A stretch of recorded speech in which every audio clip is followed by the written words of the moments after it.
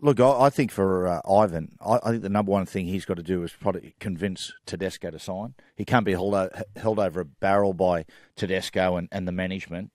But I think that's just stabilising the club is the most important thing, and that's what the hold-up's been about, is that he had to convince... He went to the club and said, I'm only coming on board if I have total control, which they said, at first they said, no, we don't work that way, and he walked away, and they've come back and said, look, okay.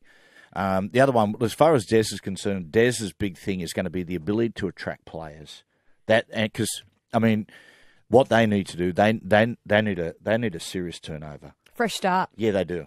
Matty, do you think it's the right thing to do is to give the coach full power? Do you think that's the only way it should work? Within reason. Within reason. You've got to be careful. Oftentimes, you see it with clubs that if a coach sees that he's on his way out, he starts to make some pretty crazy decisions and starts to get some pretty crazy contracts signed. All of a sudden, he's out the door and another coach is left with an absolute mess. So there's got to be a certain amount of control, but that's why you've got people like football managers there to oversee that someone doesn't have absolute control and has the ability to destroy the club if they want to. Well, Ivan Cleary did chat to Dan Ganane on the Dead Set Legends last night. He's gone into coaching mode this morning, so hard to get a hold of him, but this is what he had to say about why he decided to join the club and what the circumstances were like.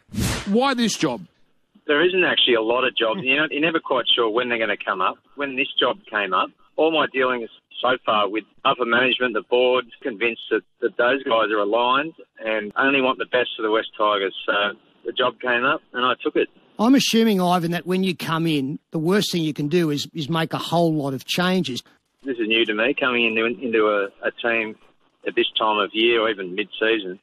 So you haven't been involved in the preparation of the team. I'm not going to come and turn the place on its head because I have complete respect for what has gone before me and the preparation of the team. Yeah, I think Ivan Cleary showed at Penrith that reputations don't mean much. He got rid of Michael Jennings, Luke Lewis, Lachlan Coote, and all the locals went, wow, that's a big, that's big. Call. But he's a man of principle. I think that with the Tigers at the moment, as one of our callers said earlier, it's the first time they've seen a coach in the last 5 or 6 years actually smile at a question that's been delivered to him. They've always been, all the coaches seem shackled by the board. I think Ivan Cleary won't be one bit shackled by the board. He's gone there with the number one mandate is to get this team into the 8. Won't happen this year, but could happen next year. All right, well, we'll see how they go this weekend. Probably a big weekend for both clubs. Well, MG touched on it. You say the Tigers won't make the 8 this year. Not this year. Can't do it. Anyone disagree? Can the Tigers make the 8? Possibly. I don't think they will. No, not yet? Not yet.